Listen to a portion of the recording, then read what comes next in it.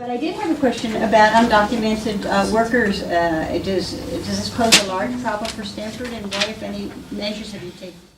There's no simple answer. I mean, I think that the reality is that the federal government needs to do its job. We as Americans need to control our borders. We as Americans need to decide who comes into our country and who does not. So I want to be very clear, that's where I come from on this issue. Having said that, it then gets a whole lot more complicated. We haven't done that, by the way. It then gets a lot more complicated because America had this kind of national policy of knowing lots of people were coming in illegally. We have set our legal immigration numbers too low to sustain our economy.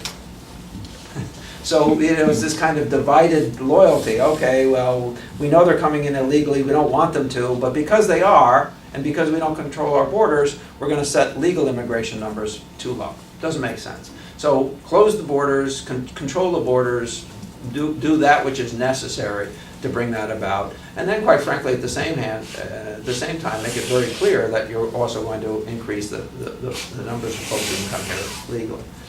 That's issue number one. But we're going to have to get to the real issue, which is, what do we do with all the folks who are here? And then I take this position. Listen, they're here, lacking a criminal conviction or something that makes them ineligible to be here. I think we're going to have to be realistic about putting people on a very clear ladder to a sustainable state, green card, citizenship if they meet those standards, and that sort of thing. And I think what's been very destructive, and one of the saddest days in my life as mayor, was last summer. It was probably at my July, I do mayor's open night, mayor's night in, mayor's night out. This 17-and-a-half-year-old young woman was born in Guatemala. Her parents brought her here when she was 6 months old. She's only otherwise lived in Stamford, Connecticut. Honor student.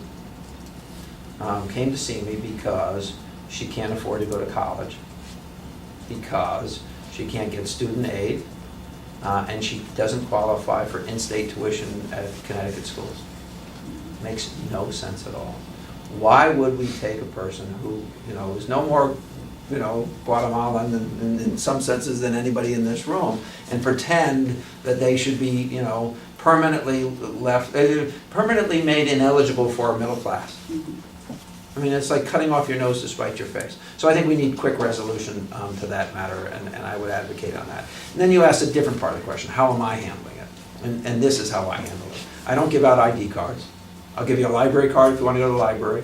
If you take up golf and you want to play golf, you get a golf card. But I'm not in the ID business. We treat everybody in Stamford fairly. We don't ask questions that we can't do anything with the answer of. Because I'm not ICE, I'm not the immigration folks.